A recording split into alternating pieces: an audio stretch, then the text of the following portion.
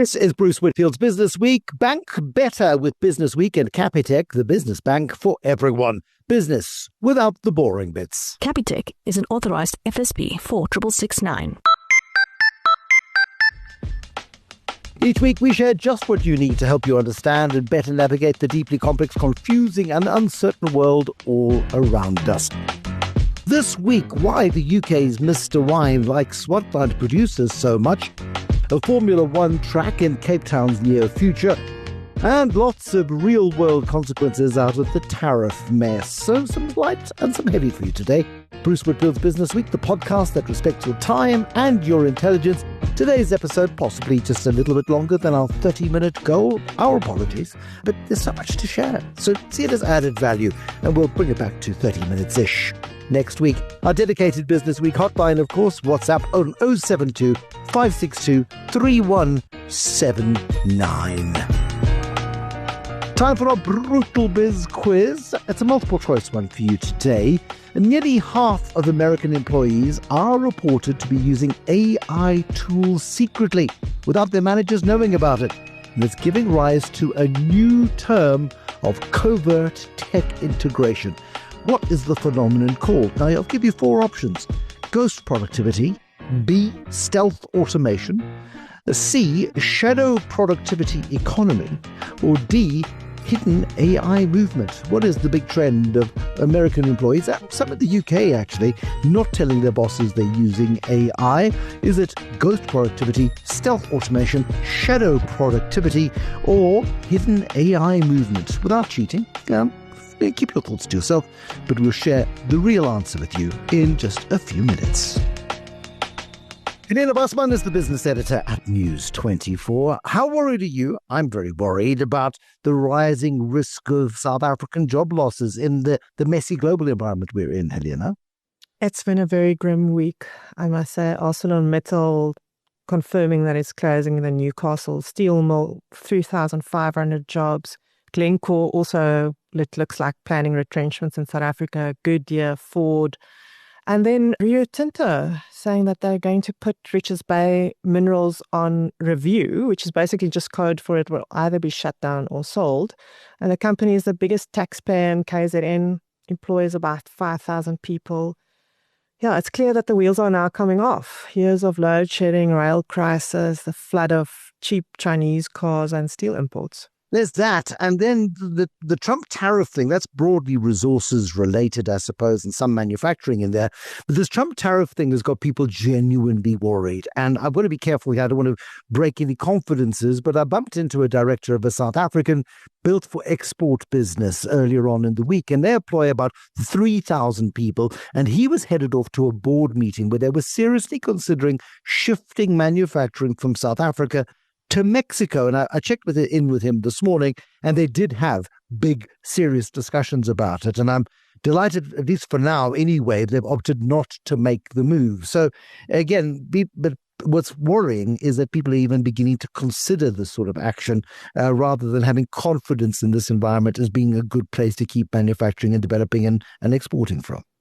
Yeah, I mean, it's noticeable that all of these companies that announce the job losses are international. Yeah. And I think it also speaks to a global mood, which is uncertain, and companies are not keen to take on more investment and risk. So South Africa will have to bring its A game to keep jobs, to keep investments. But the market is small. It's isolated. There's no big demand from our neighbors. They also stress Botswana specifically. So, maybe at best we have like a B- game, will that be enough in this environment? I don't want to make us too negative on this one because markets have been really topsy-turvy this week and it's spilled over a bit into the bond market. The bond market is where governments go to borrow money. The UK incredibly jittery this week. The United States incredibly jittery.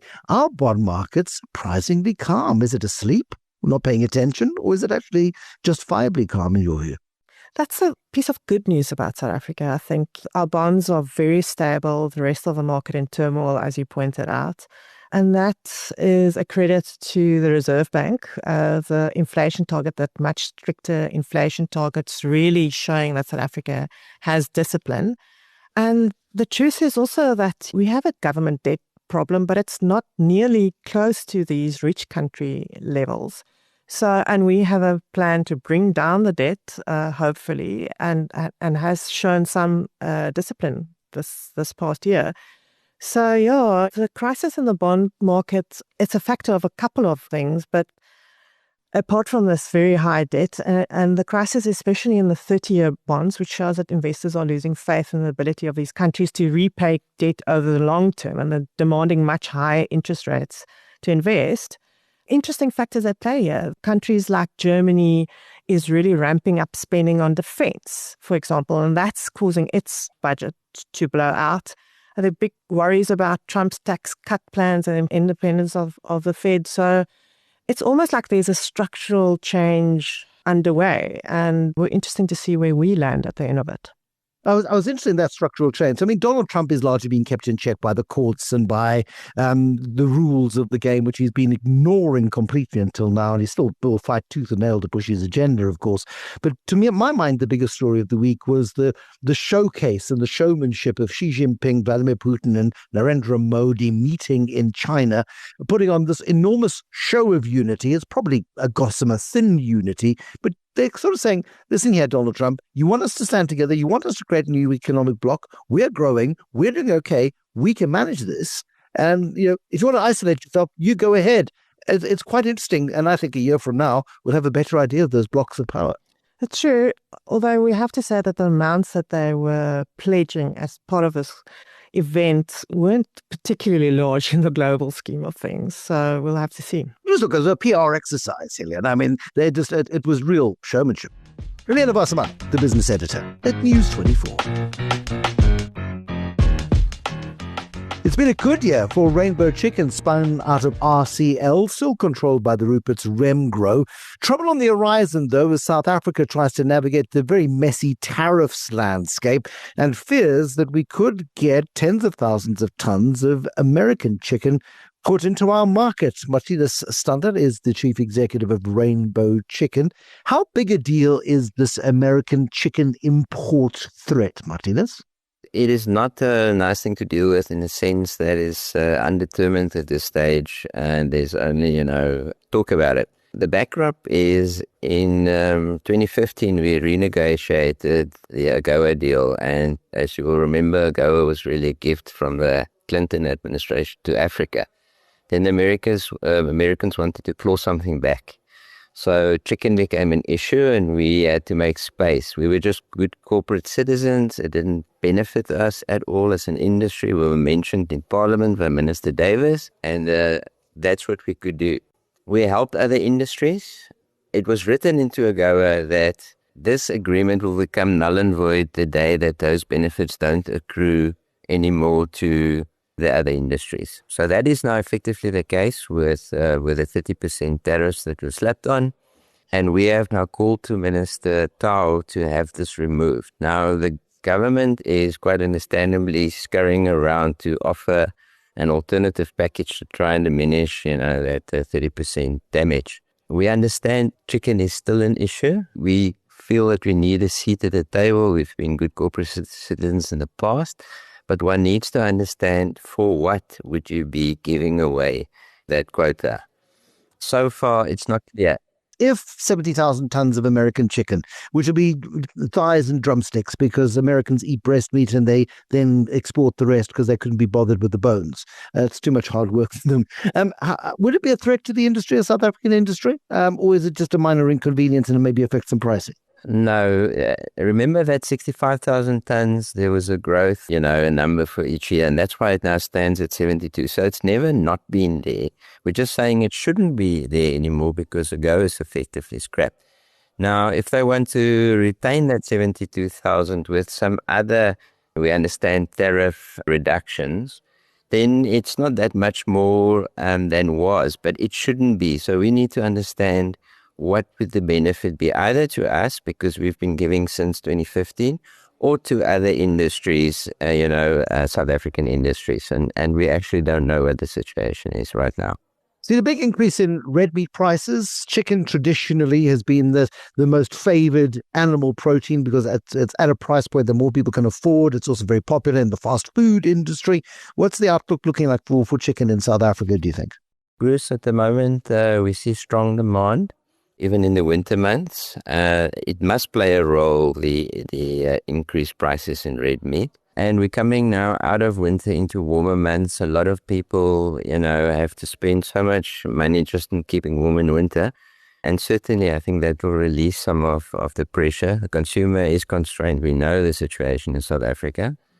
But at the moment, the market is nicely in balance. And we're quite looking forward to year-end and the changing meal occasions, braaiing, etc. What does Barry Hilton say? No Hanos braai. Martina Sander, thank you very much indeed, Chief Executive of Rainbow Chicken.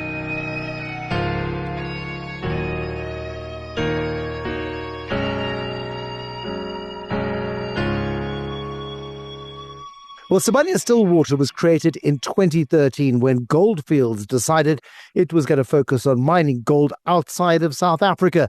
Neil Froneman became its chief executive. He turned it into the equivalent of an ATM and then turned his attention to platinum, both in South Africa and before COVID in the United States as well. He had a big retirement party shindig this week, although he only puts on his permanent out-of-office sign at the end of the month. And we thought we might just reflect for a moment. We all, Neil, have access to exactly the same information. Some people, however, see opportunity where others see only risk. And your career, particularly as I've been following it over the last dozen years or so, suggests that you're one of those people who sees opportunity in markets often where others see that risk. How do you do it? It's a skill I developed at a very early age. I used to, at university, buy and sell cars. And of course, if you're ever going to create value, you got to do something that you either take on a bit more risk or you see a bit more opportunity than most. I carried a lot of those lessons into, my career at a corporate level.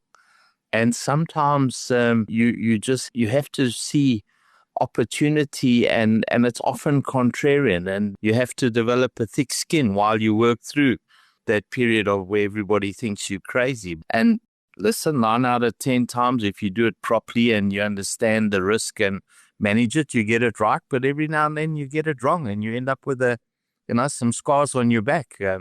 But you move forward.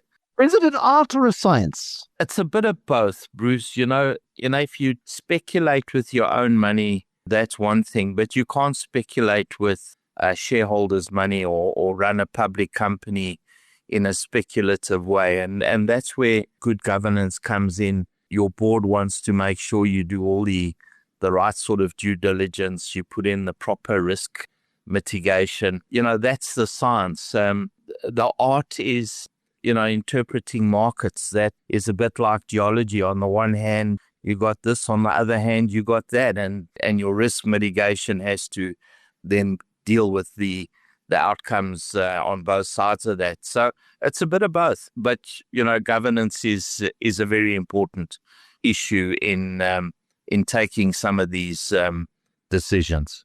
We buy cars, guys, I'm sure would be delighted that you chose to go mining rather than selling second-hand cars, because they might not have dealt with the competition quite as effectively. Your farewell gift to Sibanye is a diversification strategy into battery metals. And again, critics go, oh, maybe no, well, no. Is the market wrong again? They weren't that delighted about the gold story. They weren't that delighted about you buying platinum mines until the palladium price boomed up until 2022, I think. Are they wrong again? I think so. And again, I'm sensitive to their reasons. And of course, Bruce, you would know that most investors want to diversify rather than have the company diversify. The company diversifying creates complexity. But I would say to my critics, I think we established a track record of creating value. We also have knowledge that I would suggest not every investor has in the resources space. And the battery metals is just a component of the green metals or the critical metals. And that makes us unique as a company in that we're the only company that has the combination of PGMs and battery metals, which actually are designed to achieve the same sort of outcome, which is decarbonization of of the planet. And then of course we've kept gold, and that's just an insurance policy where everything goes pear-shaped. Gold is a safe haven status. It's not a critical metal, but it's an insurance policy. It's a critical insurance policy at the moment in world that has gone quite mad. I don't know if you know the history of racing cars in Cape Town, but there used to be a racetrack where Polesmoor Prison is today, and you're looking to reintroduce racing to Cape Town in a very serious way. That's your next chapter. What's the vision there? Yes, so I think that South Africans deserve more success than perhaps we're getting at the moment. I think our country is going through a tough time, but it's very clear to me, and I did used to do motor racing. I raced at the old Kyle Army, I raced at Pekisa and the old Velcom racing tracks and so on. So I understand a little bit about motor racing, but it's very clear to me that the only place in Africa where we can host the sort of entertainment spectacle that Formula One is in Cape Town. And Formula One and MotoGP, because they do generally go together, has changed from being a race or a single entertainment event into, you build now complexes, and even great racing tracks like Imola and Zandvoort are going to disappear from the calendar because they don't provide that overall entertainment spectacle of a week. And then bringing in musicians, out of racing season. Formula One is now owned by Liberty Media. It's not Bernie Ecclestone anymore, and it's something completely different. The other very interesting thing is that more than 50% of the spectators are now women. So it appeals to a very different part of society. And when I look at it, I think it's like building a gold mine. We're going to have to invest in a lot of capital into infrastructure and then extract the gold over 20 or 30 years. So yes, I think we can do it, and South Africa deserves it. Rabbi Venter, who owns Kyle Army, is not going to be very happy with you saying his racetrack's not up to it, but I guess times have moved on. I wish Toby and I wish Gayton McKenzie all the best in securing a Formula One for Kyle Army, but Cape Town has everything going for it. It has the cuisine, it has the wine. Tourists don't come to Gauteng, they go to Cape Town. And it's unfortunate that Kyle Army is a world-class track, perhaps in the wrong place. But I certainly wish them all the best. Neil Froneman, the outgoing chief executive of Sibanye Stillwater, bit of reflection and some plans to bring motor racing to Cape Town.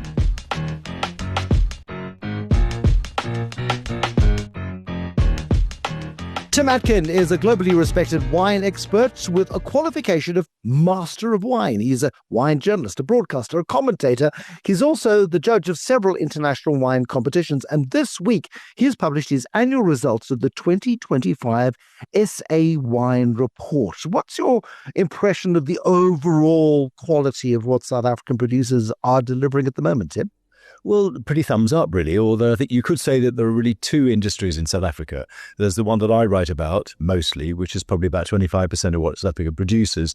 And then there's a much bigger industry in terms of volume and not necessarily prestige, which probably accounts for 75% of it. So I think the 25% is doing brilliantly. The 75% is selling at pretty low prices, both here and overseas.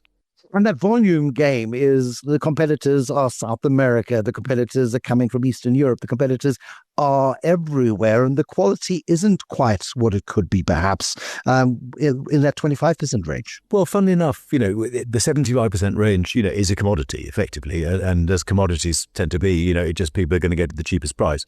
And so one year you might be sourcing your Sauvignon Blanc from South Africa. The next year you might be sourcing it from Romania or Chile or whatever. It just depends where the prices are cheapest. But I think one of South Africa's problems, if problem is the right word, is that its cheap wines are actually very good. And not always, but I think a lot of the stuff it exports in bulk, Chenin Blanc and Sauvignon, are actually pretty good. And that, again, makes it harder to persuade people to trade up to the better stuff, the 25%. You are the professional. I'm a very willing amateur, but I look at where your voting is going, and you do seem to have a very special place on your palate for the Swartland. In recent years, and again in this year's results, the Swartland is coming out tops. Pretty much, yeah. I mean, certainly with Syrah, I mean, there's one particular wine that I like I like from there very much, which is Porcelainberg, which is a Swartland wine, and that's had 100 points. Whether you think that's important or not is another matter, I suppose, but has done very well in my report, and Ebn Sadi's done well. But, also, I mean, the white wine of the year doesn't come from the Swartland, it comes from Citrusdal Mountain, and Stellenbosch generally does pretty well, but I think the best regions in terms of the results tend to be the Swartland and also Stellenbosch and maybe Heblanada. It is interesting. I mean, Citrusdal as a wine region also might strike people as a bit strange. And it's the late magnetic North Chenin Blanc that you gave 100 points to. You gave 100 points to Porcelainberg, Syrah. Those are the two. How often do you do 100 pointers? I was researching, and there are a couple of French wines, and occasionally you give 100 to other producers, but 100 is a rare achievement. It's very rare. I mean, I've done 13 reports and I've given 8 100-point scores. Wow. People might say that's a lot, but in Chile, I've only ever given 1. In Argentina, I'm probably at about 6, I think, and I've done about the same number of reports.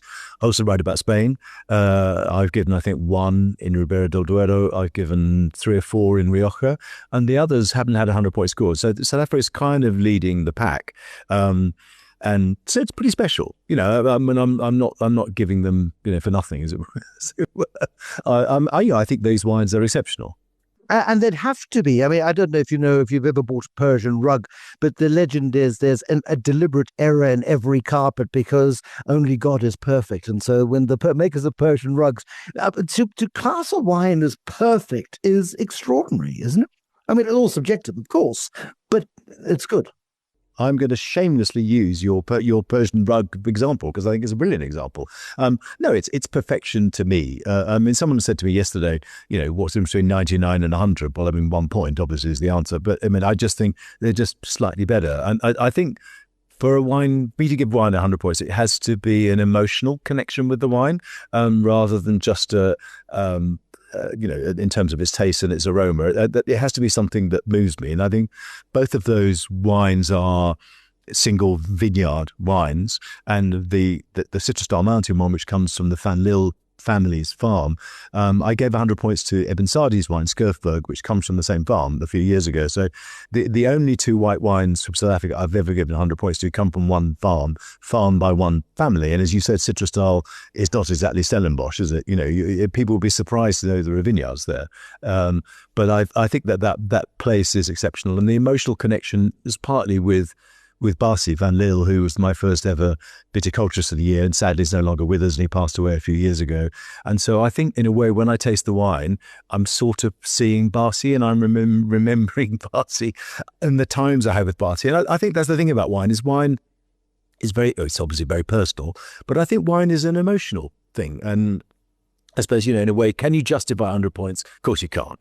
No, you can't. It's no longer the case, but Ristenfriede's wine tasting room, whenever I opened a Ristenfriede wine, I would smell that wine tasting room, and it took me back to a place. And wine is about that emotion and that sense of place and those connections. But that's your view, and people respect your view. Tim Atkin, thank you very much indeed with the South Africa 2025 Wine Report.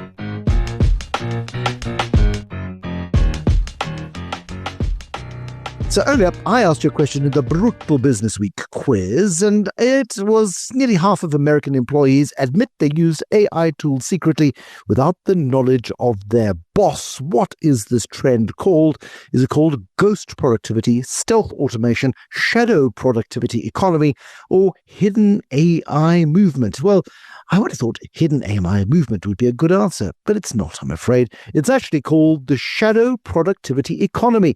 It reflects a growing trend of staff covertly deploying AI to enhance productivity in the workplace. I was chatting to some lawyers this week who no longer look at tools and AI because some of them make up case law. It's a dangerous place to play. Be careful. That's the sound of your business growing. Whether you're starting out or scaling up, turn your passion into profit with Capitec Business Banking. Save up to 50% on fees. Get fast credit approvals, personalized support, and Forex for your business. open your business banking account on our app. Bank on better with Capitec, the business bank for everyone. Capitec is an authorized FSP 46669. T's and C's apply. Well, a deep dive into South Africa's retail sector this week. I find if you look at results from the country's top retailers, you get a very good idea on the health of households and the broad economy. To help us do that, our market commentator is the chief executive at Protea Capital Management, JP Verster.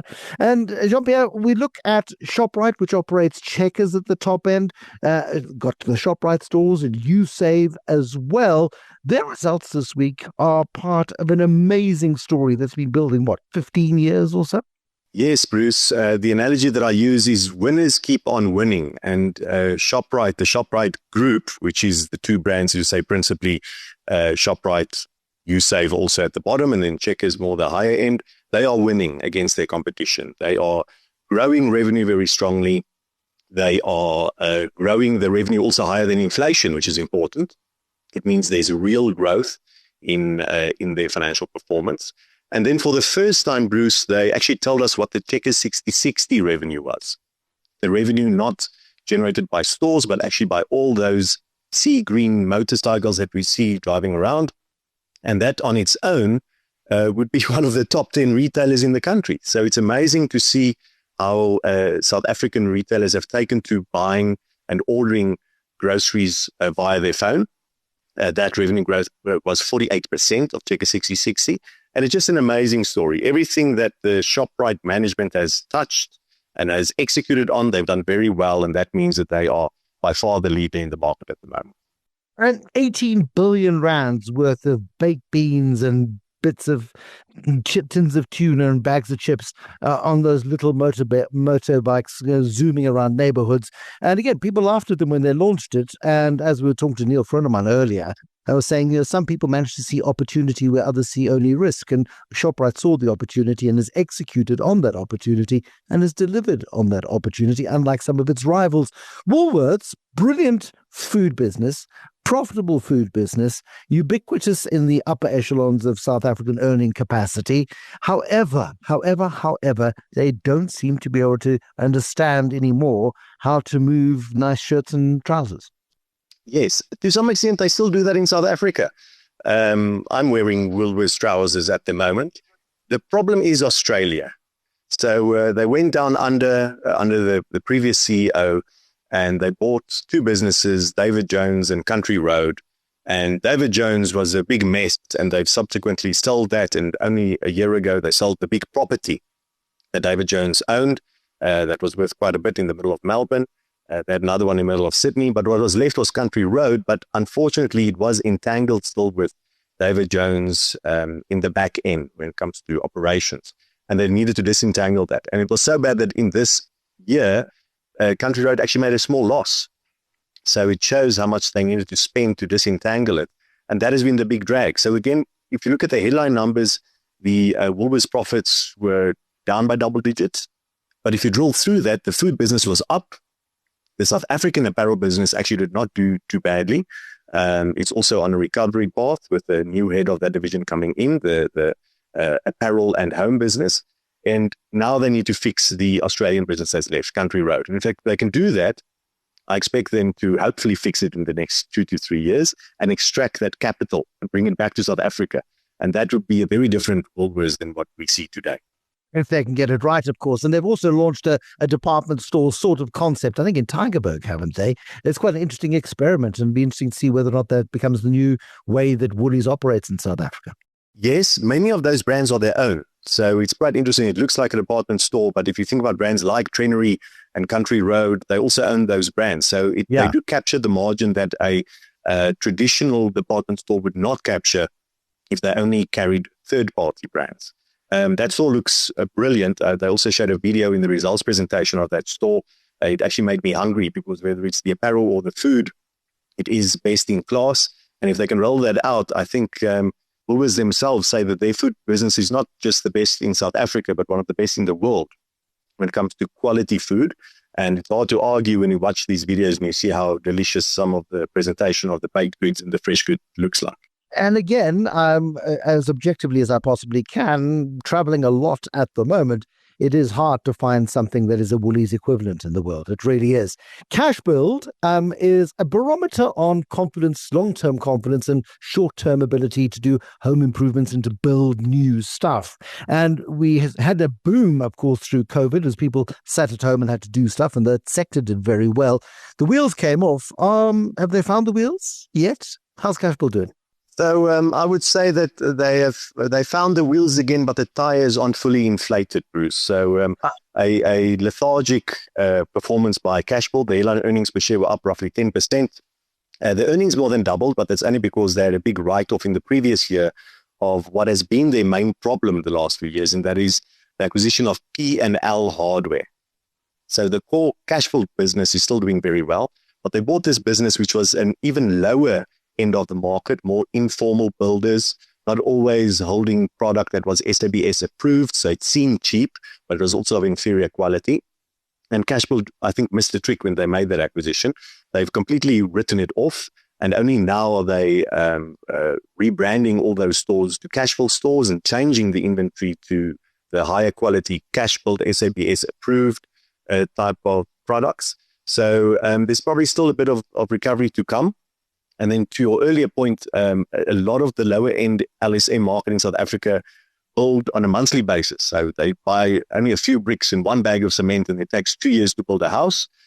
So that market has been under pressure, and they're still feeling that. So we probably need higher GDP growth in South Africa before one will see the full potential of Cashbuild, notwithstanding that it's a very good business model, just very difficult in the current economic environment. Jean-Pierre Vassar, thank you. He's the Chief Executive at Protea Capital Management.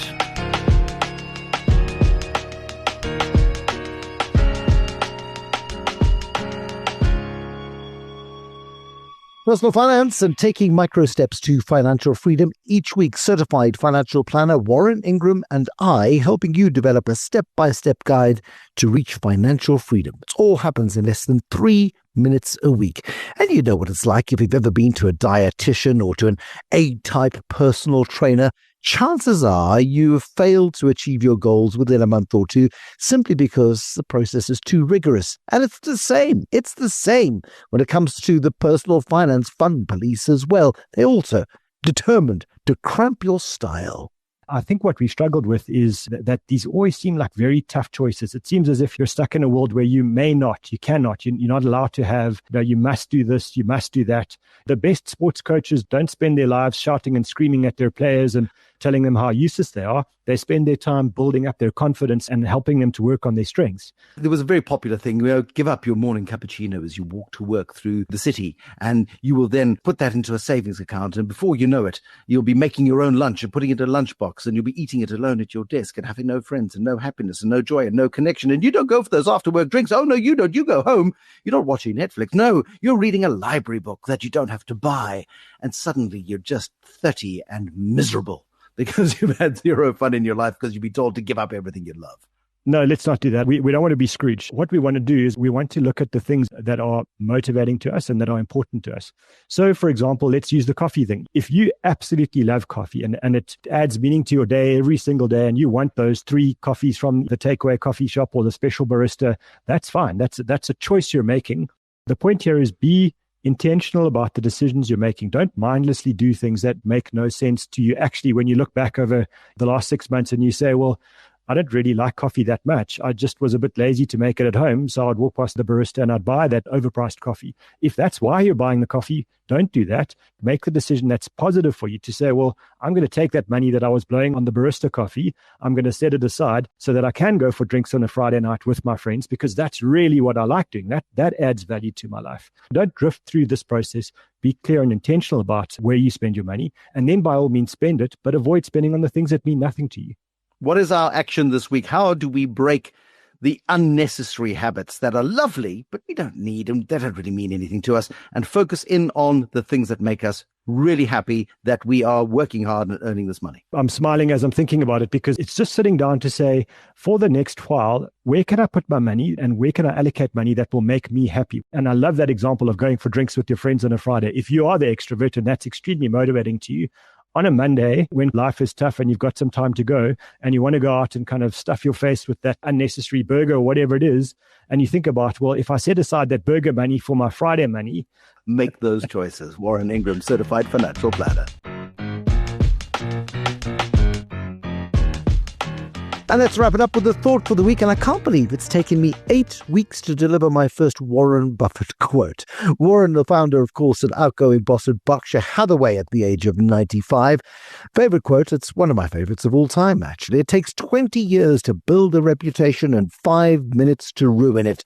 If you think about that, you'll do things differently. The wisdom of Warren Buffett, it doesn't really need further explanation, actually. We'd love to hear from you as always. Your voice notes, 20 seconds or so, your questions, comments, tell us who you are to that dedicated Business Week hotline. WhatsApp on 072 562 3179. Your favorite quotes, share them, and I'll share them with everybody else. If you're struggling to remember to listen, or you worry that you may struggle to listen because there's some pressure in your life, a very simple solution is to simply hit the follow button. In other words, you're subscribing. It doesn't cost you anything. It just means that it's delivered without any inconvenience to you, to your inbox, so that you can simply get Bruce Whitfield's Business Week automatically. Thank you for listening to Bruce Whitfield's Business Week on News 24, powered by Capitec, the business bank for everyone. Capitec is an authorized FSB 4669.